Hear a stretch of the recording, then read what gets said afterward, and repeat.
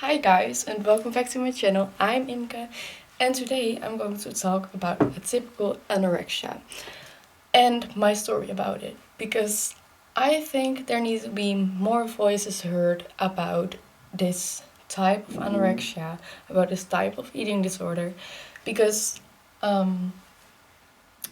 lot of people have it, but they are not really accepted because there's a lot of stereotype type. But disclaimer, this video is non-triggering. I'm not going to talk about stuff that is triggering. I'm only going to talk about stuff that happened to me. I'm going to talk about a stereotype type, my diagnose and my recovery. And I'm not going to put triggering things in it. This is only a video to really help people understand that there are people with anorexia that don't have underweight because I was one. So yeah, let's start.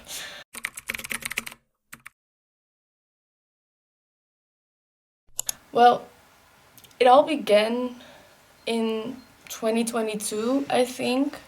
I was like 12 or 13 and I saw a lot of the things on social media about losing weight, and I had a pretty low self-esteem and I didn't really like myself, and I thought I needed to lose weight. Maybe then it will be better. Well, that was not a great decision.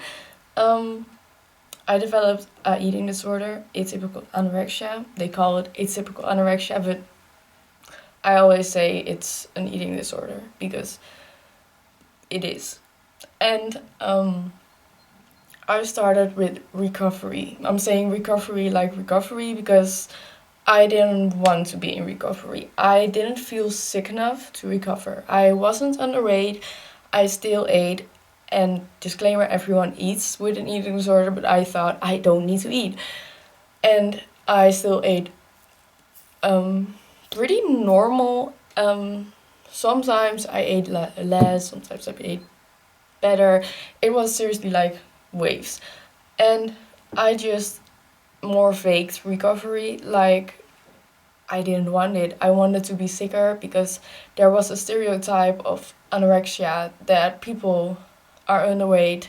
You can see their bones. You can see from the outside that they are sick. But I wanted to make sure that maybe I didn't look sick. I look the same as I'm doing right now. But that doesn't mean I didn't felt good. Mentally, I was so drained and so dead that I couldn't even function without my medication. And in my head, I was mentally so not good. And an eating disorder is not something physical. It's a mentally disorder. It's not physical. It's not any of that. So you can't see it from the outside.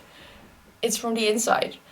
And because of the stereotype, when I said to people, yeah, I have an eating disorder, I have anorexia, they always said, you don't look like you have anorexia. I didn't saw it. Then I was like, girl, it's a it's a mental disorder, okay? It's not a physical disorder. It's not any of that. It's just in your mind.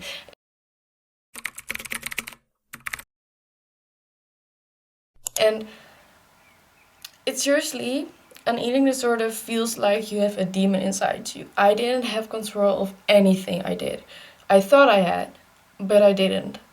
I didn't thought all those thoughts. They were like made for me. Like, I thought that was better for me. Even when I know right now that is the worst place I ever been. It was a hell. It was seriously hell. It was so rough and so hard that I felt like I was seriously in a hell. Also, I want to tell you that people with an eating disorder or when mentally problems, they don't have control of what they are saying or what they are doing, and sometimes it feels very very rough for other people, but they can't do anything about it. So you need to let it go because they can't do anything about it. And then I got my diagnose. I had diagnosed, but they said it was anorexia, and I was like, okay, I have anorexia, and I just said I had an eating disorder because people didn't believe I had anorexia. But now they came again to me and they said, yeah, you have atypical anorexia. I was like, wait, what does that mean? And atypical anorexia means that you have anorexia, all the symptoms of anorexia, but you're just not underweight. You're seriously just not underweight, and that's why it's called atypical anorexia and not normal anorexia. It's like um, I wasn't every day, every single day. I wasn't feeling sick enough because I got that stupid diagnose of atypical anorexia because I wasn't underweight. I thought I didn't have real anorexia because I had no underweight. I stayed the same weight my whole recovery, my whole fake recovery, and my whole real recovery. I didn't lose any weight and I didn't gain any weight. So I was pretty mad. Like, it triggered me so badly that I seriously just wanted to lose weight so badly. And I know that sounds like why is why does it matter? It matters a lot. When you have an eating disorder, you want to be sick because you think when you're sick, people will see you, people will think um, you're yeah, you're sick, that you're not good, and they want to people want with an eating disorder to tell them that they don't look okay, they don't feel okay, or that they look very thin, or they don't want that they still look normal from the outside. They want to show them that it's not going well. And if you can show them and you get a different diagnosis, atypical anorexia, than normal anorexia, when you have every symptom of anorexia, only not underweight, then I was seriously like, no, I'm not doing this. I'm going to lose weight as much as possible. So I had the worst weeks of my life. I felt very bad and it triggered me for more than 3 months. I needed to eat. I still ate. Everyone in recovery eats. Even if you're not in recovery, you still need to eat. So it's not that when you have anorexia, you don't even eat. You still eat. I still eat.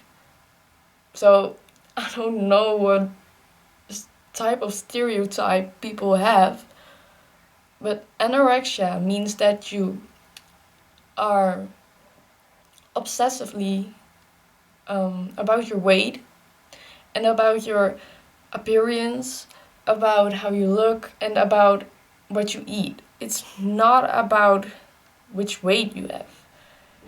I had the same symptoms. I felt mentally worse than I ever felt. So I didn't get it why I got diagnosed with atypical anorexia. And I had, before I chose to recover, I had the worst week ever. I then didn't felt great. And I was seriously not okay. I had a a talk with my therapist about that you need to fear your fears to overcome them. And I was in the mindset that I wanted to get sicker. But I also know if I have this mindset right now, then this can go on for more than 10 years. More than 1 year, more than 2 years, I don't know. But if I had a choice to recover or to not recover. And at that moment I chose to recover, and that was the best decision ever. Because recovery is something where you're healing from for my eating disorder. I was healing from my eating disorder, for my traumas, and I think it was a good decision to recover, but also it was a hard decision. But I wanted to say that if you're now in an eating disorder, I think you're really, really strong, and that you really need to keep going. And you have a choice. That's the only thing I can say. You have a choice. Or you can sit here and wait until something happens, which will never happen. Or you will get your life together, you will go eat, and you will heal from what you need to heal from. Because I think the most important thing is that you feel okay. And I think that will be, because I'm here telling you that you will be. And if you have ever questions or ever feel like you don't know how this works, or you have questions to me, tell me, and I will answer them. And just please be careful what you say to other people about if they have an eating disorder or even not. Just care for them, because life is hard, it's not simple, but we can make it fun. This is the end of the video. I hope it helped to let you know that an eating disorder is something that's in your mind and not in your body. And I hope it helps for some people to know my story and about my atypical anorexia. Because there's a label for that. But yeah, I will go now. I hope that it helped. Please like and subscribe, and carry for each other.